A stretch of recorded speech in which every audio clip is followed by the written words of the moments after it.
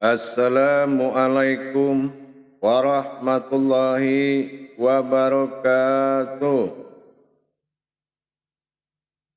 Alhamdulillah, alhamdulillahi rabbil alamin.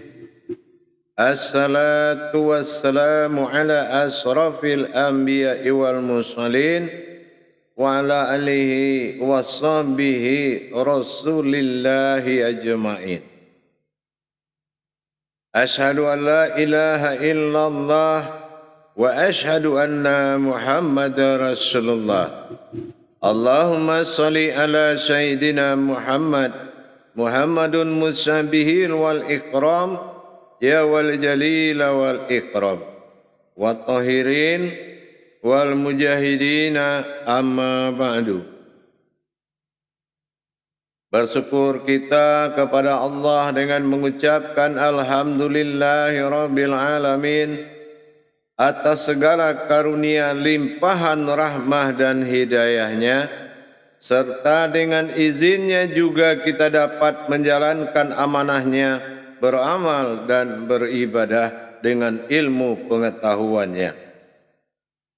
Talabul ilmi faridatu ala kulli muslim. InsyaAllah dalam ilmu tauhid kepada Allah, bagaimana kita menjalan dan menuntutkan ilmu agar tauhid kita sampai kepada Allah. Tentunya dengan belajar memahami hakikat daripada setiap perintahnya.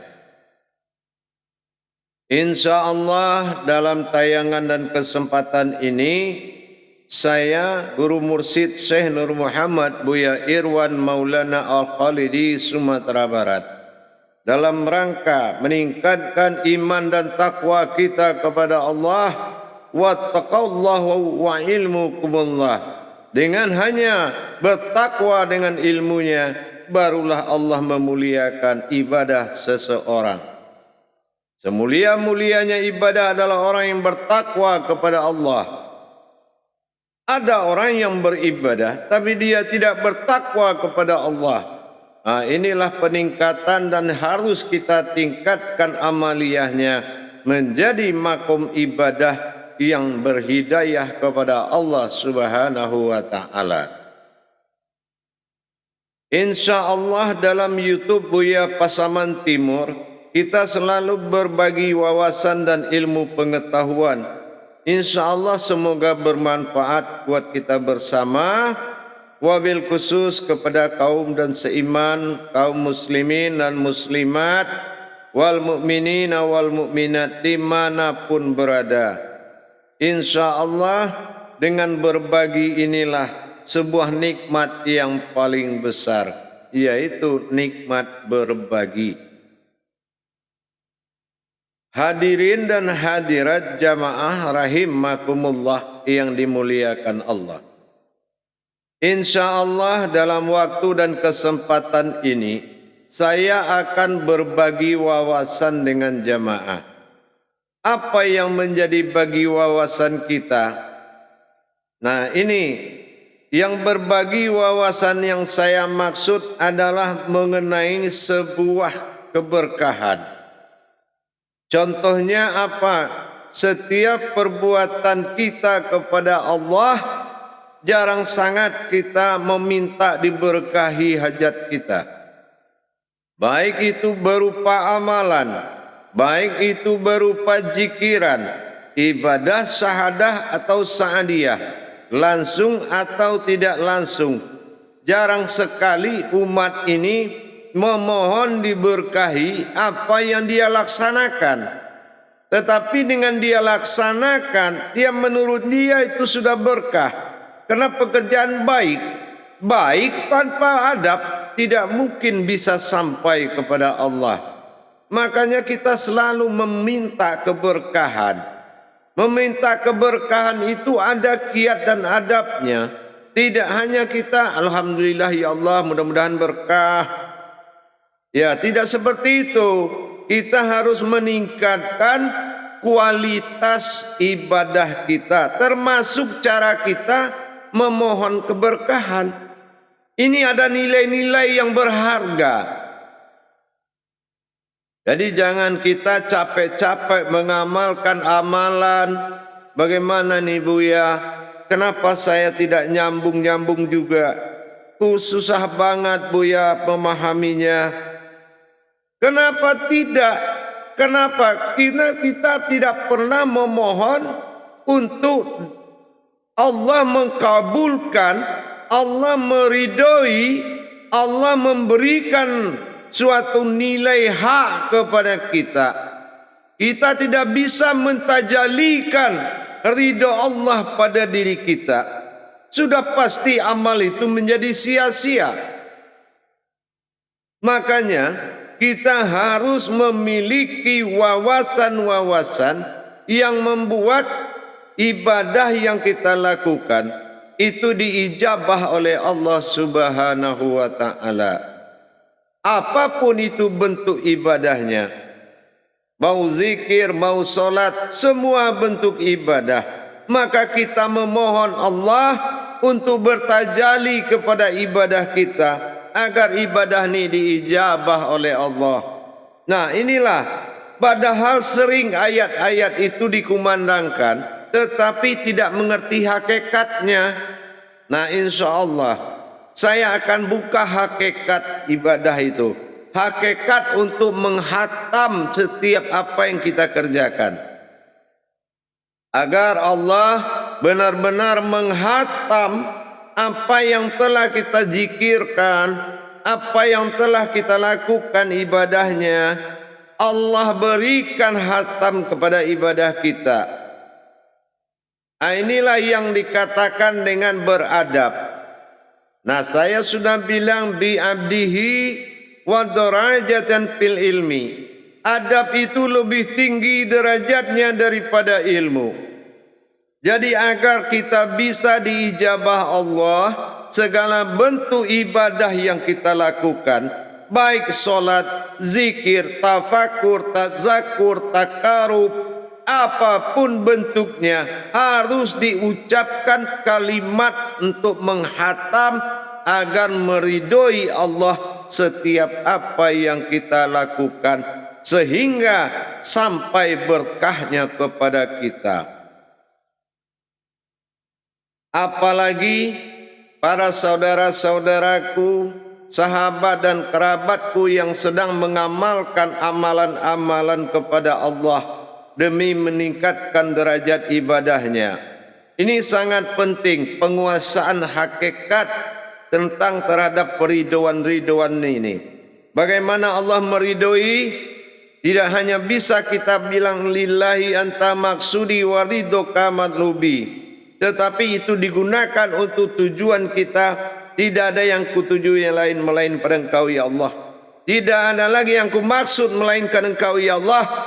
Tetapi setelah kita jalankan, kita perlu memecahkan kalimah-kalimah untuk meridhoi oleh Allah. Agar diridhoi Allah, kalimat ini sering dibaca oleh semua umat Islam. Bahkan tidak aneh lagi, bahkan tidak asing di lidah umat Islam. Tapi saya rasa hakikatnya akan asing. Kenapa? Ibadah itu kan hakikat, amaliyah itu perbuatannya, syariat itu peragaannya, tapi hakikatnya harus terlihat rububiyah dari ayat itu. Makna hakikat dari ayat tersebut harus nyata di mata batinmu. Ini Allah bersifat hakikat. Kenapa dengan kita hanya mengerjakan tiba-tiba kita merasa memperjudikan ibadah? Terima enggak terima itu urusan Allah. Nah itu namanya berjudi. Bukankah ada bahasa ijab qabul, terbuka ijab terkabul hajat? Maka kita tingkatkan ilmunya menjadi seorang mukmin. Afqalala fil mukmin. Ingat, beruntunglah orang yang berilmu. Ini yang dicari derajatnya. Kenapa?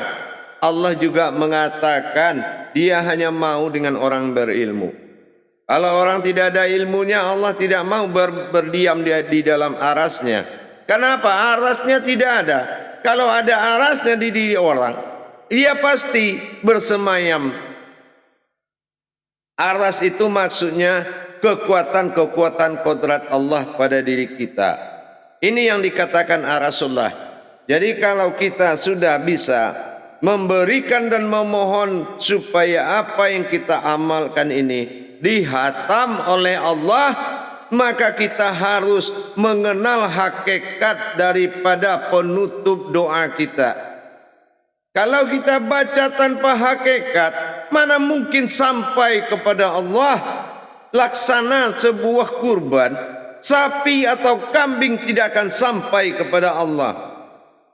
Tapi hakikatnya, ini yang membuat tersambung kita kepada Allah. Maka hakikat inilah yang diutamakan.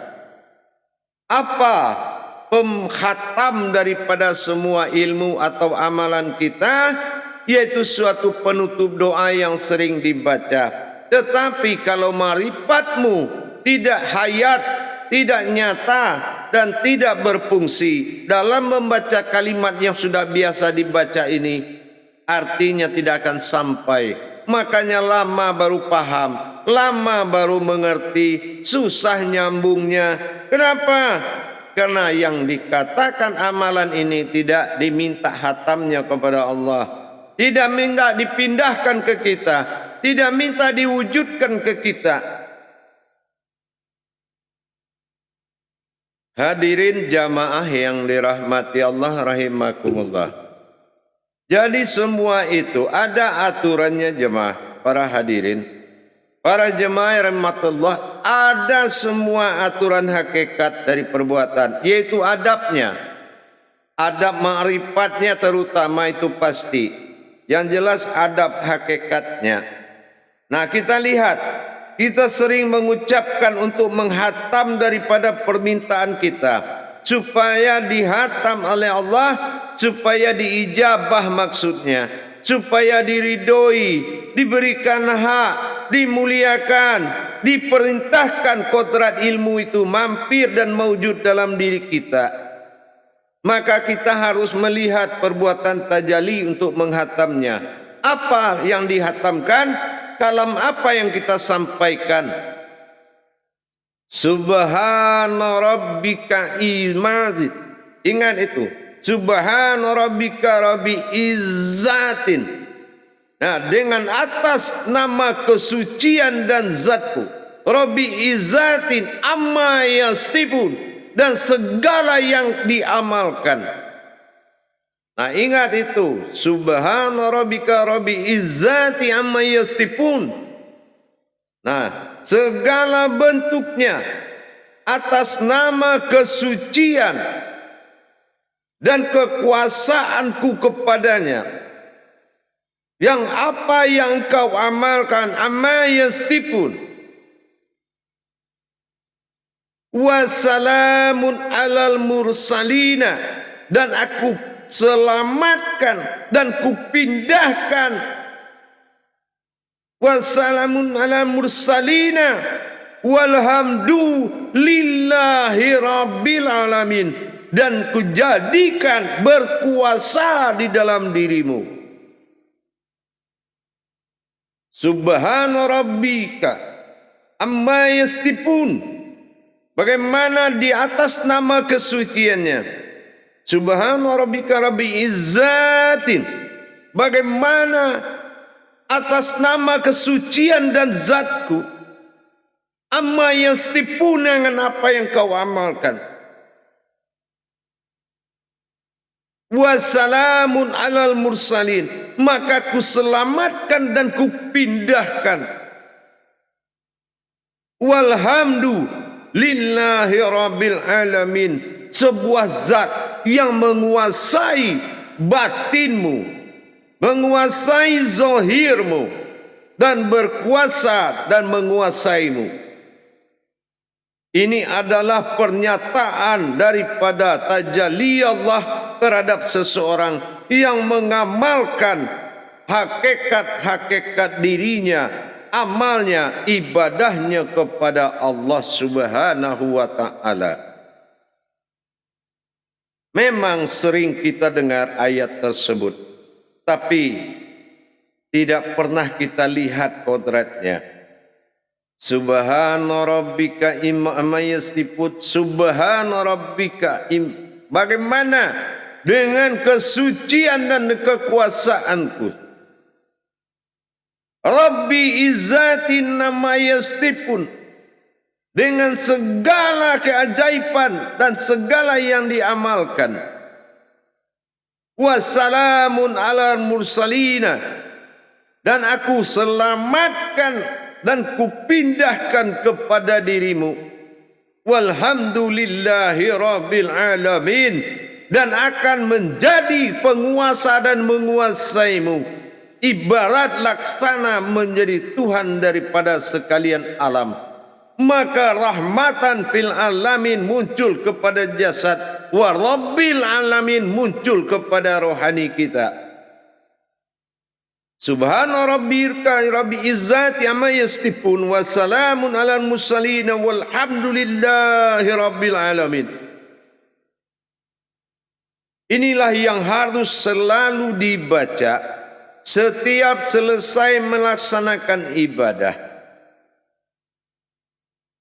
Setiap selesai melaksanakan ibadah apapun, selalulah kita minta diridhoi oleh Allah, minta diberkahi oleh Allah. Insya Allah pasti diijabah oleh Allah Subhanahu wa taala. Subhana rabbi, insya Allah dengan kesucian dan kekuasaanmu. Subhana rabbika rabbi izzatin, izzati, bagaimana kekuasaanmu pada zatmu dengan zatmu ya Allah. Amma yasim, apa yang kuamalkan. Wassalamun alal mursalin, dan selamatkan dan pindahkanlah ya Allah ke dalam diriku segala keberkahannya. Walhamdulillahi rabbil alamin, dan nyatalah wujud itu pada diriku. Bermacam hakikat dari munajat itu. Yang namanya munajat bukan arti. Munajat itu adalah kaulinya dari sebuah ayat. Kauli itu melahirkan munajat, munajat melahirkan ma'rifat. Ma'rifat bertajalli dalam kauni. Kauni itu nyata bahasa bagi Allah. Justru yang diteriakkan ini yang tidak nyata bagi Allah. Para hadirin dan jamaah rahimakumullah. Adab-adab ini sangat penting kita pelajari. Jangan hanya mengamalkan suatu amalan tapi kita tidak bisa bermunajat kepadanya. Kita tidak bisa memakai adabnya. Itu saja Allah sudah paham. Berilmu belum tentu beribadah, tapi beribadah sudah pasti berilmu. Hati-hati. Kalau kiat-kiat daripada ketuhanan ini kita tidak paham dalam menjalankan hakikatnya, maka kufur nikmatnya sangat tinggi. Tapi kalau kita bisa menjalankan dengan nikmat, maka nikmat inilah yang dikatakan nikmat besar. Allazina yu'minuna wa bil ghaib wa yuqimunas shalah wa mimma razaqnahum yunfikun. Ya, meyakini hakikat kegaiban Allah di dalam solat atau di dalam hakikat. Dan itu adalah nikmat yang sangat besar. Nikmat yang paling besar. Maka nikmat-nikmat dunia lain akan mengikut. Tapi umul nikmat itu belum ada wujudnya dalam diri kita.